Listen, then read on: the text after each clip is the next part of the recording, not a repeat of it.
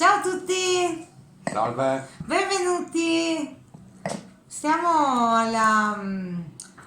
all'ultimo sabato prima di Pasqua, cioè il giorno prima di Pasqua.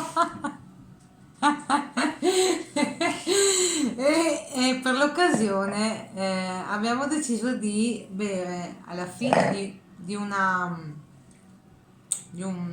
cena importante di pesce. Alla fine abbiamo deciso di dedicarci a Lucelut.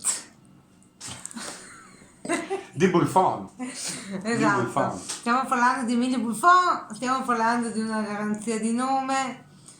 Siamo a Pinzano. No, Valeriano. Ah, A a Valeriano. Valeriano. Vicino a Pizzano, ma a Valeriano. Ah, ok, siamo a Sempre nelle Valeriano. Grande. Sì. Tagliamento comunque, fiume, tagliamento.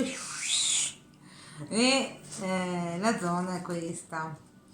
Allora, Ucelut è in realtà un vitigno autoctono furlano, come ben sa fare Emilio Buffon, come ben ha saputo fare Emilio Buffon. E quindi qua c'è un dolce, un vino dolce. Un vino da dessert, neanche eccessivamente dolce. È sicuramente già il colore. Esatto, già si vede, Si no? vede, non è il classico passito. Esatto. Noi siamo abituati. Non è neanche proprio passito alla fine.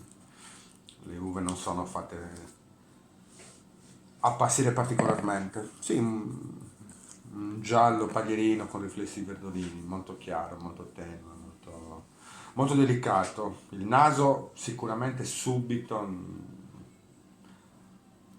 nocciole, fichi secchi, confettura anche. Sì, confettura. Perché io ho sentito anche il mu. Mu, Il mu.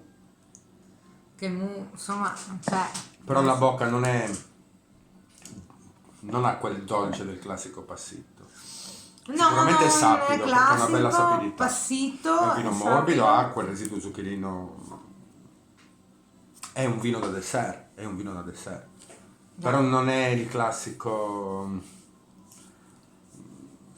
Ruffiano, non è il classico No, ruffiano, non è il classico ruffiano. No, tutt'altro. Un po' di ruffianaggine ce l'ha dal nome, perché insomma, adesso, dita qua.